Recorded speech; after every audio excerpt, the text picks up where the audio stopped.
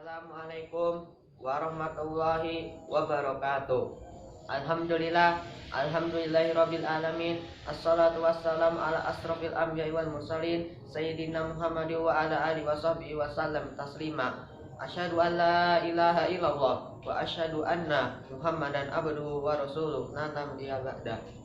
Pertama-tama kita panjatkan puji syukur atas kehadiran Allah Subhanahu wa taala yang telah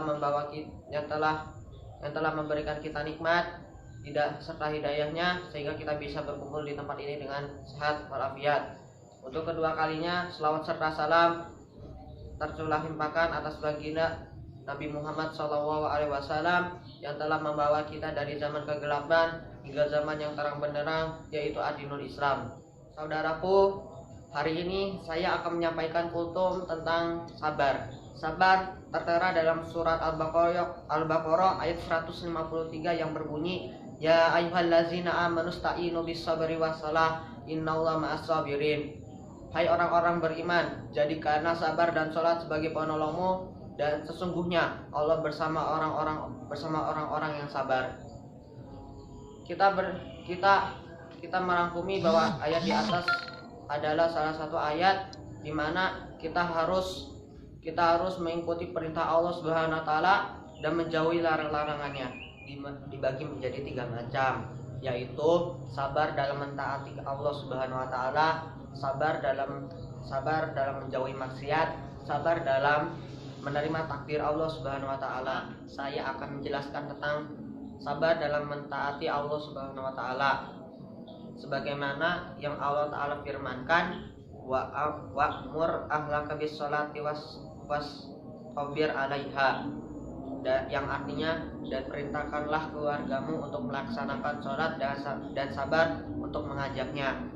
Dalam ayat di atas disebutkan perintah sabar dalam melaksanakan taat, yaitu kita sekarang sedang melaksanakan puasa, harus taat melaksanakan perintahnya. Begitu juga dengan sholat yang kita laksanakan 5 waktunya. Yang kedua, saya akan menjelaskan tentang sabar dalam menjauhi kemaksiatan. Hal ini yang terjadi pada Nabi Yusuf alaihissalam. Beliau diajak berzina oleh istri Al-Aziz di tempat yang sudah aman, lagi tertutup rapat, sehingga tidak ada orang yang mampu mengetahuinya. Akan tetapi Yusuf lebih memilih bersabar dalam menjauhi kemaksiatannya, sehingga ia pun rela di penjara. Yang ketiga, saya akan menjelaskan tentang sabar dalam menerima takdir Allah Subhanahu wa taala. Allah taala berfirman, "Fasbir li hukmi rabbika," maka bersabarlah kamu untuk melaksanakan ketetapan Rabbmu. Quran surat Al-Insan ayat 24.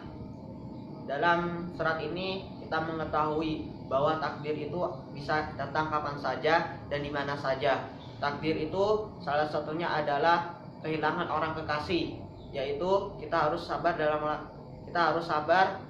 untuk menerima takdir Allah, mencabut nyawa orang-orang yang telah merawat kita dari kecil, seperti orang tua, teman, atau guru dan yang lain-lain. Bersabar. 1. Belajar menghargai proses. 2. Menghargai diri sendiri. 3. Menjadi lebih berhati-hati. 4. Pantang menyerah untuk berusaha. 5. Pandai bersyukur atas semua yang didapatkan.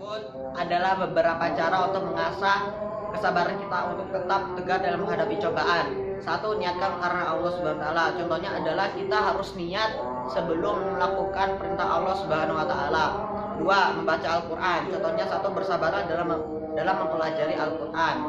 Sebagai firman Allah Subhanahu wa taala di dalam surat Al-Isra ayat 82 yang artinya, dan kami turunkan Al-Qur'an suatu yang menjadi penawar dan rahmat bagi orang-orang yang beriman, dan Al-Quran itu tidaklah menambah kepada orang-orang yang zalim selain kerugian. Yang ketiga, ingat tujuan hidup di dunia. Ingatlah bahwa kita hanya sementara hidup di dunia ini. Hakikat penciptaan manusia adalah akhirat. 4. Menyadari dosa yang telah kita perbuat.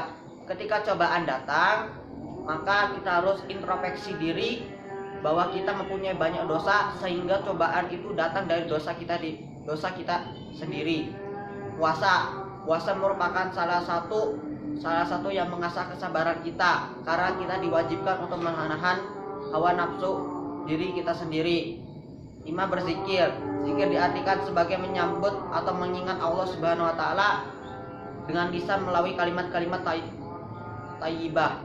6. Tetap berpikir positif. Jika Anda marah dalam keadaan berdiri, maka duduklah.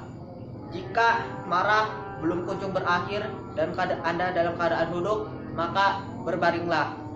Ketika Anda berbaring, amarah belum berkunjung berakhir, maka berwudulah. 7. Ikhlas. Selalu berpikiran positif akan memberikan ketenangan dalam menghadapi hidup. 8. Tawakal. Teruslah berusaha dan berdoa meminta petunjuk dan kesabaran dalam menghadapi cobaan. Untuk dari saya, semoga bermanfaat. Bila ada salah kata, mohon dimaafkan. Sekian.